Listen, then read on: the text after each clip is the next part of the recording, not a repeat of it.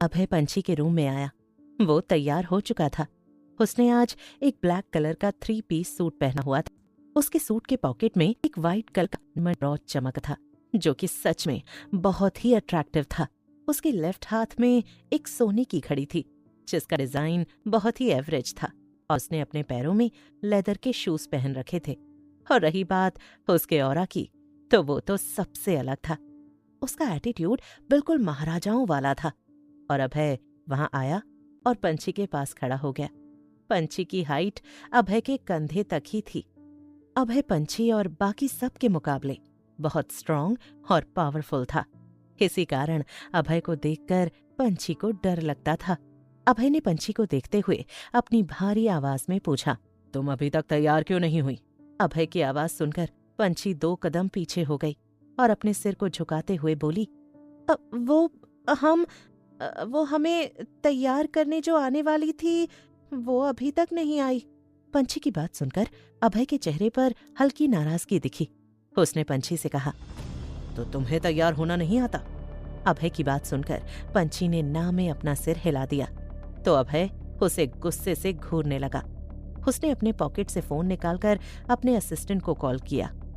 तभी रूम के बाहर से राज की आवाज आई, अभय, नीचे पार्टी स्टार्ट हो चुकी है। राज की बात सुनकर अभय ने उससे चिढ़ते हुए कहा, पार्टी स्टार्ट हो चुकी है और ये मैडम अभी तक रेडी नहीं हुई है।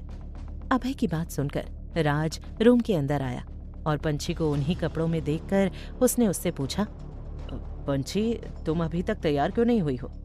राज और अभय की नजरें अपने ऊपर देखकर पंछी घबरा गई और अपने कदम उसने पीछे कर लिए। राज ने पंछी को घबराते हुए देखा और फिर अभय की तरफ देखा, जो कि पंछी को गुस्से में घूर रहा था। ये देखकर राज ने अभय से कहा, अभय, इसमें उसकी कोई गलती नहीं है, तुम उस पर गुस्सा मत करो।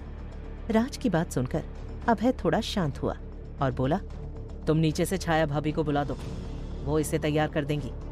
वो छाया भाभी सुहाना और लाजो पार्लर गई हैं, राज ने कहा। राज की बात सुनकर अभय गुस्से में झुंझला उठा और पंछी को देखते हुए बोला, हे, काम नहीं होता है तुमसे, अब मैं क्या करूं? तुम्हारा ये चेहरा मैं अपने बिजनेस पार्टनर्स को नहीं दिखा सकता। अभय बोले जा रहा था और पंछी बस अपना सिर झुकाए सुने जा रही थी। अभय, तुम उसे क्यों दोष दे रहे हो? वो भोली है, उसे शहर की चमक धमक के बारे में कुछ नहीं पता। राज बोला, हाँ, यही तो इसका हुनर है, गंवार बनकर रहना। अभय ने पंछी की बेइज्जती करते हुए कहा, अभय, ये वक्त इन सब बातों का नहीं है। पंछी, तुम आओ और अपना चेहरा धोकर यहाँ बैठो, राज पंछी से कहता है। राज की बात सुनकर पंछी अभय की तरफ देखती है, जो उसे घूर कर देख रहा था। पंछी को अपनी तरफ देखते हुए देख अभय ने उसे ताना मारते हुए कहा, अब क्या तुम्हारा चेहरा धोने भी ब्यूटिशियन आएगी? अभय की बात सुनकर पंछी वहां से चली गई अपना मुंह धोने। थोड़ी ही देर में पंछी अपना मुंह धोकर बाथरूम से बाहर आ गई तो राज ने कहा, पंछी, तुम इस स्टूल पर बैठ जाओ। उसने ड्रेसिंग टेबल के आगे रखे छोटे स्टूल की तरफ इशारा करते हुए कहा। हमेशा की तरह पंछी ने अभय की तरफ देखा, जिसके चेहरे पर अभी भी गुस्से वाले एक्सप्रेशन थे, जिन्हें देखकर पंछी चुपचाप उस स्टूल पर बैठ गई।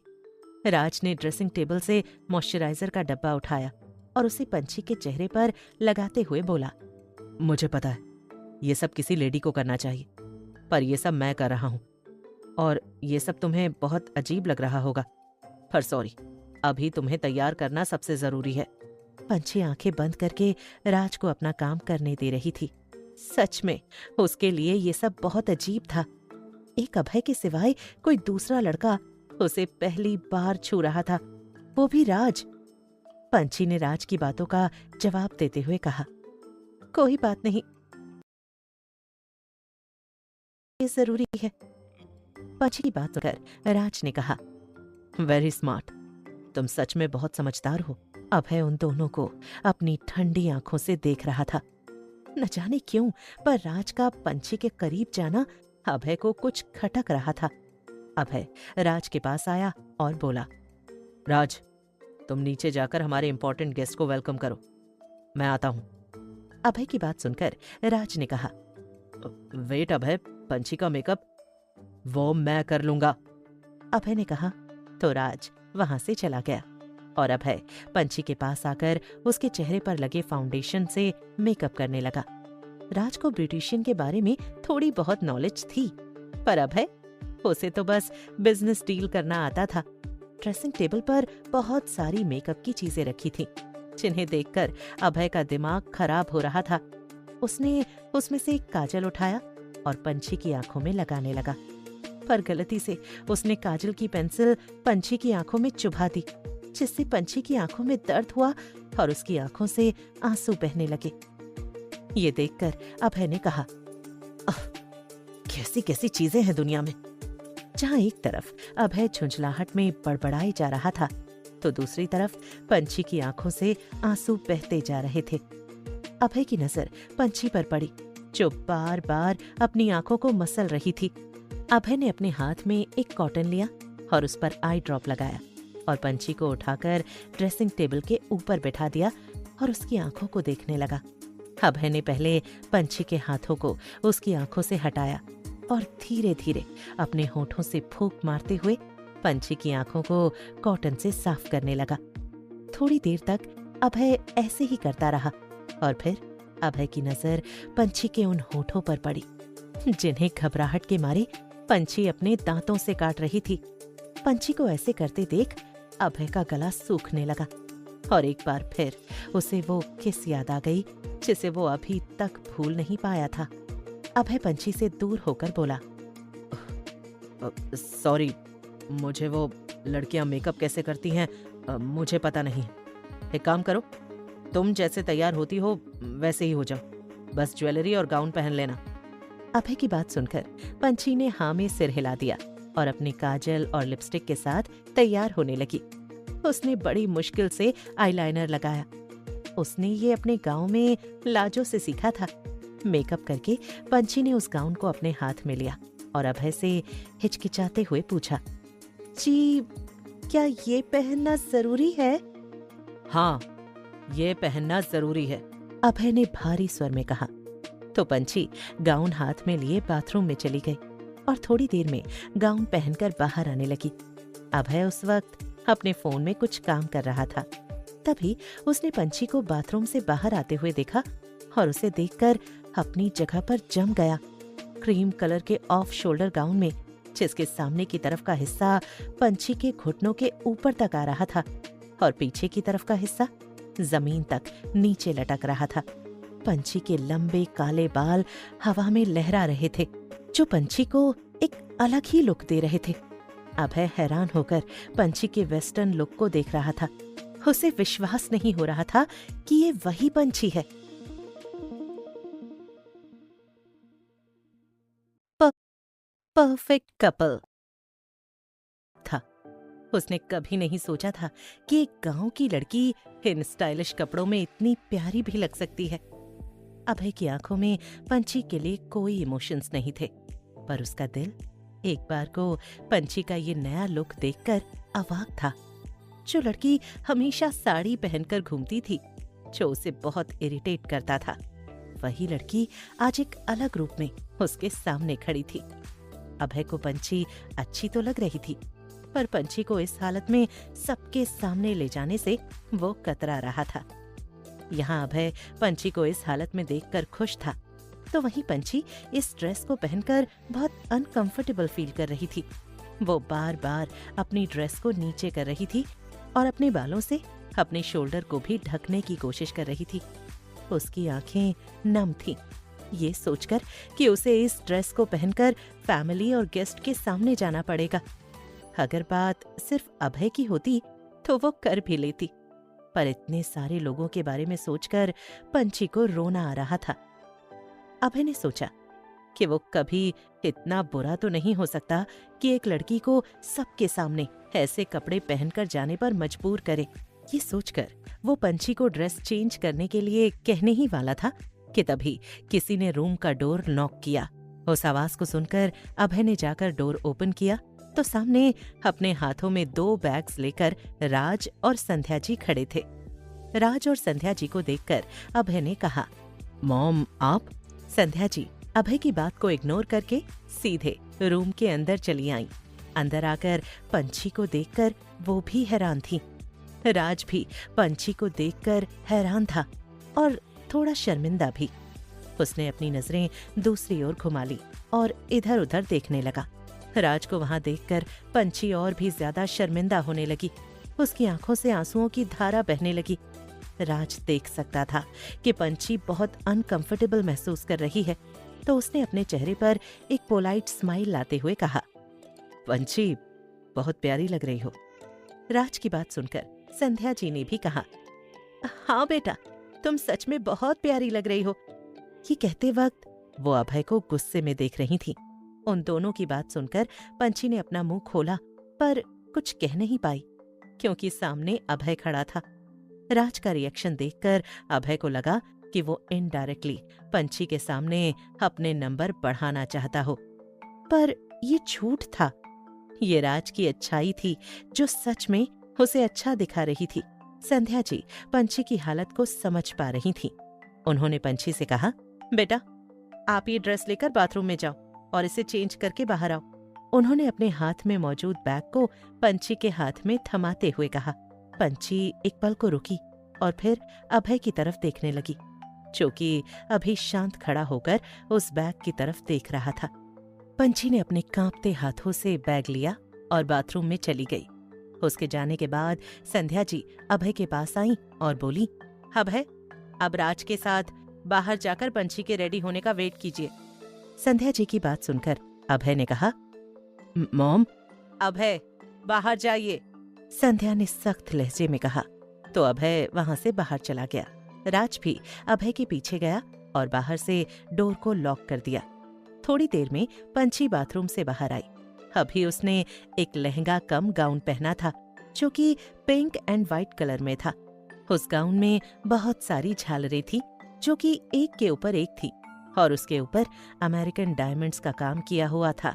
उस गाउन के पेट का हिस्सा नेट से कवर किया हुआ था और एक रोल किया हुआ कपड़ा जो कि दिखने में साड़ी का आंचल लग रहा था, वो उसकी कमर से लेकर पेट के नीचे तक था, जो नीचे तक लहरा रहा था। पंछी उस ड्रेस में बहुत प्यारी लग रही थी और सबसे बड़ी बात ये कि वो उसमें बहुत कंफर्टेबल थी। संध्या जी को पता था कि उनका बेटा ऐसा ही कुछ करेगा जिससे पंछी को बहुत हर्ट होगा, इसीलिए उन्होंने पहले से ही उस गाउन को अपने पर्सनल डिजाइनर से डिजाइन करवा कर रखवाया था, जो कि दिखने में लंगा भी था और गाउन भी। संध्या जी ने पंछी को उनके सामने रखे स्टूल पर बैठाया और जल्दी जल्दी उसका मेकअप करने लगी। उन्होंने पंछी को बहुत हल्का मेकअप किया, फिर पंछी को 2 बड़े-बड़े डायमंड के ईयररिंग्स बना दिए। इसके बाद एक छोटा सा डायमंड का नेकलेस और उसे मैच करती हुई माथे पर एक छोटी सी बिंदी और हाथों में व्हाइट कलर के बैंगल थे। लेकिन अभी भी एक गड़बड़ थी। पंछी को ऊंची हील वाली सैंडल पहननी नहीं आती थी। वैसे तो कंफर्टेबल सैंडल्स ही थी, लेकिन पंछी को थोड़ी प्रॉब्लम हुई। थोड़ी देर में पंछी तैयार हो गई और संध्या जी उसे लेकर बाहर आ गई। पंछी इस लुक में पहले से भी ज्यादा अच्छी लग रही थी। पंछी को देखकर राज थोड़ा अनकंफर्टेबल हो गया। उसे अब सच में उसकी उस गलती के लिए पछतावा हो रहा था। कहीं न कहीं उसे पंछी को अभय के साथ देखकर ठीक नहीं लग रहा था। उसने सोचा कि अगर उस दिन उसने वो गलती ना की होती तो आज पंछी अभय की जगह उसके बगल में होती। अभय पंछी को लेकर नीचे मेन हॉल में आ गया, जहां शानदार पार्टी चल रही थी। सबकी नजरें एक पल को अभय और पंछी के ऊपर ही रुक गई। पूरे हॉल में थोड़े टाइम के लिए सन्नाटा फैल गया, पर अगले ही पल पूरे हॉल में जोरदार तालियों की आवाज गूंज उठी। अभय और पंछी इस लुक में बहुत अच्छे लग रहे थे। सभी का मन कर रहा था कि वो लोग वहीं खड़े होकर उन्हें देखते रहें। अभय का एक हाथ पंछी की कमर पर था और उसके दूसरे हाथ में एक रेड वाइन का गिलास था। हॉल में इतने सारे लोगों को देखकर पंछी थोड़ा सहम गई और अभय के करीब खिसक गई। अचानक पंछी को इतने करीब देखकर अभय को एक अजीब सा एहसास होने लगा। वो पंछी को देखने लगा।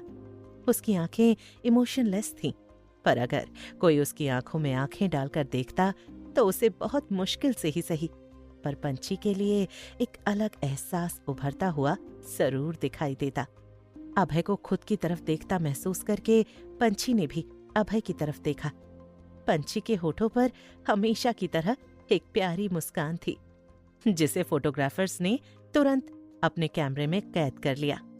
वो दोनों हर एंगल से एक परफेक्ट कपल लग रहे थे। पंछी के चेहरे की मुस्कुराहट को देखकर अब सारे परिवार वाले खुश थे।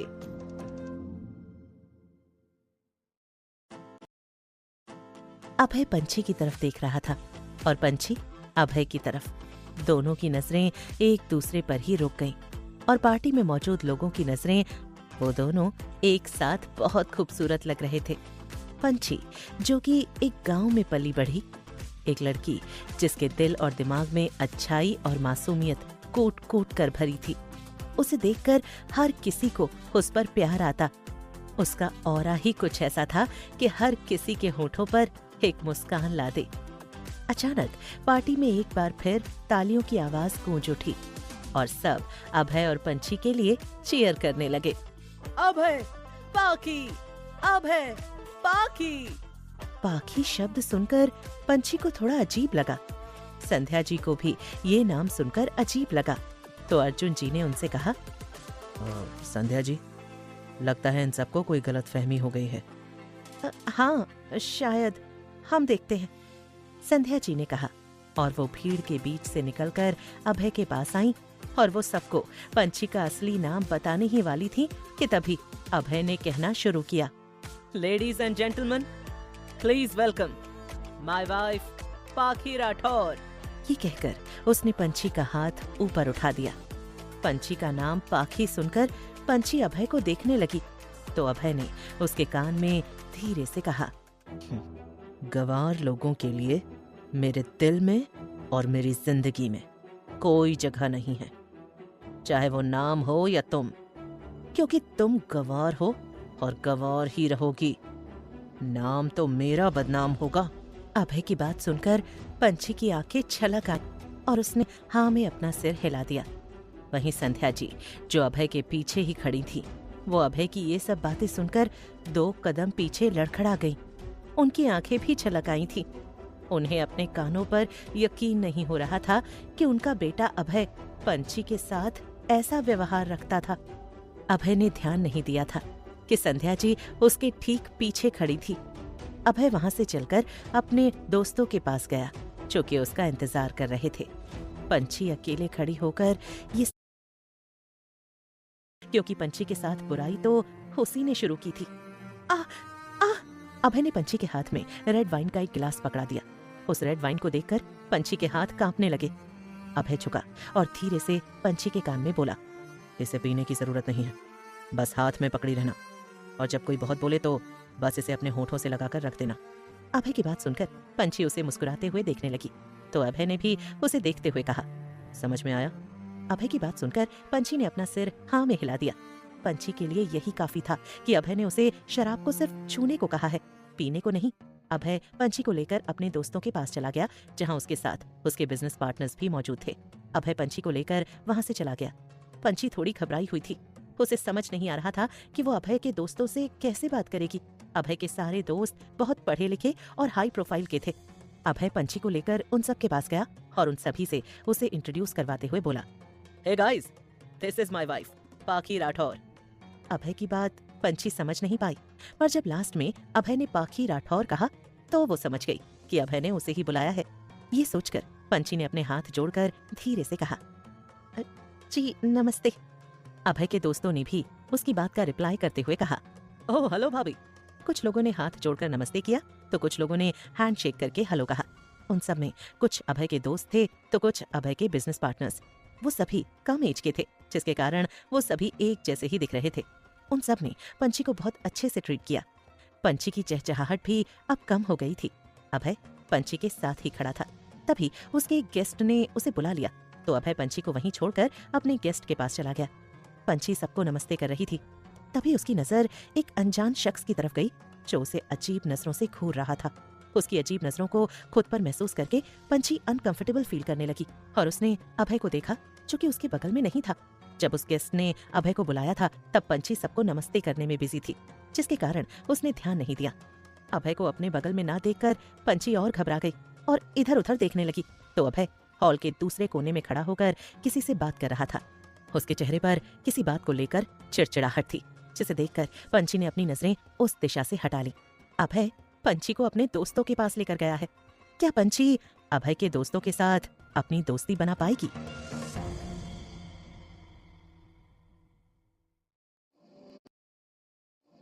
अभय को अपने बगल में ना देखकर पंछी और घबरा गई और इधर उधर देखने लगी तो अभय हॉल के दूसरे कोने में खड़ा होकर किसी से बात कर रहा था। उसके चेहरे पर किसी बात को लेकर चिड़चिड़ाहट थी, जिसे देखकर पंछी ने अपनी नजरें उस दिशा से हटा ली। पंछी को थोड़ा घबराया हुआ देखकर वो शख्स आगे आया और पंछी के पास खड़ा हो गया। उस शख्स को अपने पास आता देखकर पंछी घबरा गई, पर उसने सोचा अगर उसने कोई भी उल्टी सीधी हरकत की तो अभय उसे बहुत डांटेगा। ये सोचकर उसने अपने होठों पर एक झूठी मुस्कान बिखेरी और उस इंसान को देखते हुए अपने हाथ जोड़कर धीरे से बोली, जी नमस्ते। पंछी को देखकर वो इंसान मुस्कुराया और बोला, हाई प्रोफाइल के लोग भला ऐसे नई दुल्हन का श्रृंगार करते हैं क्या?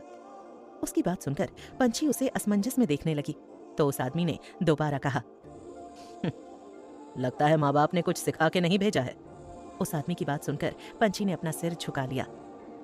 पंछी ने सोचा कि शायद पैर छूना सही होगा। ये सोचकर वो नीचे झुकने ही वाली थी कि तभी उस आदमी ने पंछी का हाथ पकड़ लिया और उस पर किस कर दिया। उसके ऐसा करने से पंछी बिल्कुल शॉक्ड हो गई। उसकी आंखें बड़ी हो गईं। उसने झट से अपना हाथ पीछे कर लिया और 2 कदम पीछे होते हुए बोली, जी ये हमारी सोसाइटी में ऐसे ही नई दुल्हन का वेलकम होता है। उस आदमी ने अजीब तरह से मुस्कुराते हुए कहा। पंछी आगे कुछ बोल नहीं पाई क्योंकि उसे डर था कि कहीं उससे कुछ गलती ना हो जाए। ये सोचकर उसने उस आदमी को एक झूठी मुस्कान दी और वहां से चली गई। पंछी को अब उस पार्टी में बहुत अजीब लग रहा था क्योंकि अभय उसे छोड़कर अपने बिजनेस पार्टनर्स और फ्रेंड्स के साथ बिजी था और संध्या जी भी उसे कहीं नजर नहीं आ रही थी। और रही बात घर के बाकी लोग और लाजो की, तो वो सब पार्टी एंजॉय कर रहे थे। बस सुनीता जी, संध्या जी और दादी माँ नहीं दिख रहे थे। राज और ऋषि जो पंछी के इर्द गिर्द ही घूम रहे थे, वो लोग पंछी को नोटिस कर रहे थे। पंछी बहुत घबराई हुई थी। उसे देखकर लग रहा था कि है। ऋषि जो मन ही मन पंछी को अपनी भाभी माँ मान चुका था, उसे पंछी को देखकर बहुत बुरा लग रहा था।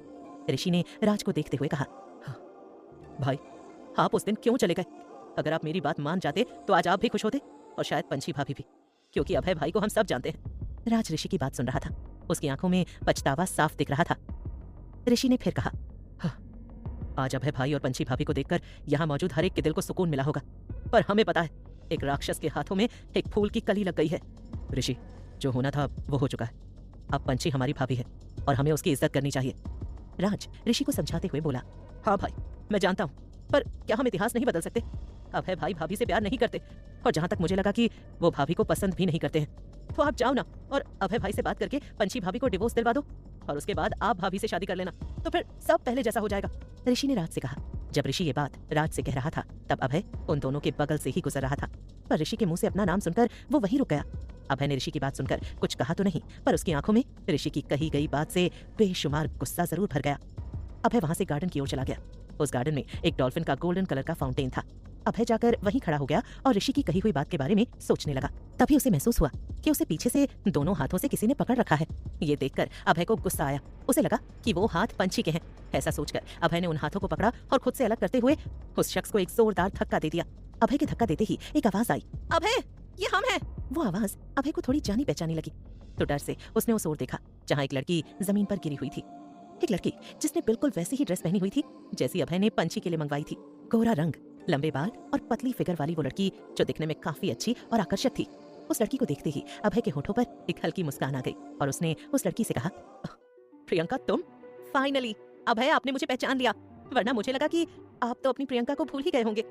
प्रियंका ने अपना हाथ अभय की तरफ आगे बढ़ाते हुए शिकायती लहजे में कहा।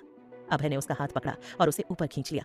ऊपर आते ही प्रियंका ने अभय को कसकर गले से लगा लिया और उसके गालों पर किस करते हुए बोली, फाइनली अभय मुझे आपके दर्शन हो गए। प्रियंका की इस हरकत को देखकर अभय ने कहा, प्रियंका मेरी शादी हो गई है। शादी का नाम सुनकर प्रियंका भड़क गई और बोली, कौन सी शादी अभय जिसमें आप खुश ही नहीं है? वो देसी गवार अंगूठा छाप लड़की, ना उसने कभी स्कूल देखा है और ना ही कोई बिजनेस। ये कोई खेल नहीं है अभय। दूसरी तरफ राज और ऋषि। नहीं ऋषि, ऐसा नहीं हो सकता। ऐसा करना पंछी के दामन में दाग लगाने जैसा होगा।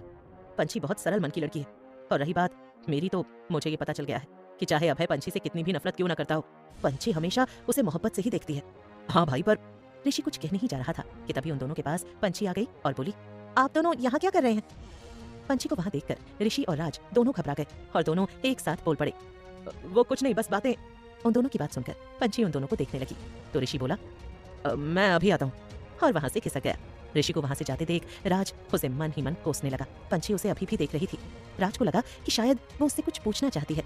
ये सोचकर उसने पंछी से पूछा, पंछी, क्या तुम्हें कुछ कहना है? उसकी बात सुनकर पंछी ने धीरे से कहा, क्या आपने उन्हें देखा है? वो कहीं नहीं दिख रहे। किसे? अभय को? राज ने पूछा तो पंछी ने अपना सिर हाँ में हिला दिया। यहीं कहीं होगा, राज ने कहा। नहीं है, हमने देख लिया। पंछी भी बोली, तो शायद गार्डन की तरफ, राज ने कहा तो पंछी उसे असमंजस में देखने लगी। राज ने कहा, मेरा मतलब है कि बगीचा। अभय शायद बगीचे में होगा। जी, पर यह बगीचा मतलब कि गार्डन, पंछी ने कहने की कोशिश की तो राज ने कहा, गार्डन नहीं, गार्डन। अब बोलो। Garden, garden. इस बार पंछी ने सही उच्चारण किया तो राज ने कहा, वेरी गुड, तुम सच में बहुत स्मार्ट हो। राज के मुंह से अपनी तारीफ सुनकर पंछी के होठों पर प्यारी वाली स्माइल आ गई और उसने कहा, स्मार्ट मतलब समझदार ना? राज ने कहा, इसका मतलब हम धीरे धीरे अंग्रेजी सीख रहे हैं, है ना? पंछी खुश होकर बोली तो राज ने भी कहा, हाँ, और हमें तुम पर पूरा भरोसा है कि तुम बहुत जल्द अच्छी इंग्लिश बोलना सीख जाओगी। फिर पंछी ने पूछा तो राज ने हाँ में अपना सिर हिला दिया और बोला, क्या तुम्हें पता है कि गार्डन कहाँ है? पंछी ने अपना सिर ना में हिला दिया तो राज बोला, मेरे साथ चलो, मैं तुम्हें गार्डन दिखा देता हूँ। ये कहकर राज पंछी को लेकर गार्डन की ओर चला गया। गार्डन में प्रियंका की बात सुनकर अभय ने कहा, मेरे पास और कोई रास्ता नहीं था प्रियंका, मुझे मजबूरी में शादी करनी पड़ी। वही तो मैं कह रही हूँ अभय, आपने एक जाहिल गवार से शादी कर ली है, जिस रिश्ते में आप बिल्कुल खुश नहीं हैं। अभय, मुझे देखिए, मैं एक हाई प्रोफाइल रखने वाली अमीर खानदान की बेटी हूँ। मेरी रगों में सिर्फ अमीरी और बिजनेस बहता है, और तो और मैं आपसे बेपनाह मोहब्बत भी करती हूँ, और मुझ में और उस गवार में, क्या नाम है उसका,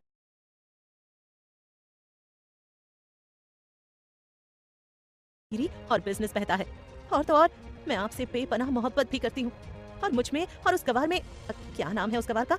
पंछी, अभय ने कहा। हाँ, मुझ में और उसमें जमीन आसमान का फर्क है। सही कहा प्रियंका आपने, अभय ने कहा। तो आप उसे छोड़कर मुझसे शादी क्यों नहीं कर लेते? मुझसे शादी के बाद मेरे पापा का बिजनेस आपका होगा, अभय से प्रियंका ने कहा और उसे गले लगाते हुए बोली, आई लव यू अभय। अभय बहुत शांत खड़ा रहा, मानो वो कुछ सोच रहा हो। जब प्रियंका ने अभय को गले लगाया था, उसी वक्त पंछी राज के साथ वहां गार्डन में आई। अभय को देखकर पंछी राज को पीछे छोड़कर आगे चली आई, पर अभय की बाहों में एक अनजान लड़की को देखकर मानो पंछी के पैरों तले जमीन खिसक गई हो। प्रियंका बार बार बोले जा रही थी, बहुत प्यार करते हैं अभय आपसे, आई लव यू। जिसे सुनकर पंछी को लगा कि उसके कानों में कांटे चुभ रहे हैं। उसे विश्वास नहीं हो रहा था कि अभय उसे धोखा दे रहा है। पंछी की आंखों से लगातार आंसू बहे जा रहे थे। तभी उसने अभय के पीछे एक परछाई देखी, जिसे देखकर वो 2 कदम पीछे हो गई, जिसके कारण उसका पैर उसके गाउन में फंसा और वो पीछे राज के सीने पर जा गिरी। और ठीक उसी टाइम अभय ने भी पंछी को वहां देख लिया। पंछी को देखते ही उसने प्रियंका को खुद से अलग कर दिया और पंछी की तरफ जाने लगा। राज ने पंछी को संभाल लिया और पूछा, पंछी, तुम ठीक तो हो? पर पंछी वहीं जमीन पर बैठ गई और आंसू भरी आंखों से अभय को देखने लगी। पंछी को वहां देखकर अभय आया और पंछी को उसकी कलाई पकड़कर अपनी तरफ खींच लिया, जिससे एक झटके में पंछी अभय की बाहों में आ गिरी। राज को लगा कि अभय पंछी को मारना चाहता है, जिसके कारण उसने कहा, अभय, उसकी कोई गलती नहीं है, वो पार्टी में अकेली घबराई हुई थी और तुम्हें ढूंढ रही थी, जिसके कारण मैं उसे यहाँ ले आया, और वो तो गलती से मेरे ऊपर गिर गई। अच्छा, तो तुम मुझे ढूंढ रही थी? अभय ने तब तक पंछी की कलाई को छोड़ दिया था। अब वो उसका हाथ पकड़कर उसे गुस्से में घूरे जा रहा था। डर की वजह से पंछी की हालत खराब थी, उसके दांत भी थरथराने लगे थे। क्या मेरा डर तुम्हारे मन से चला गया है? अभय ने चिल्लाते हुए पूछा तो पंछी ने ना में सिर हिलाते हुए कहा, वो माँ माँ माँ।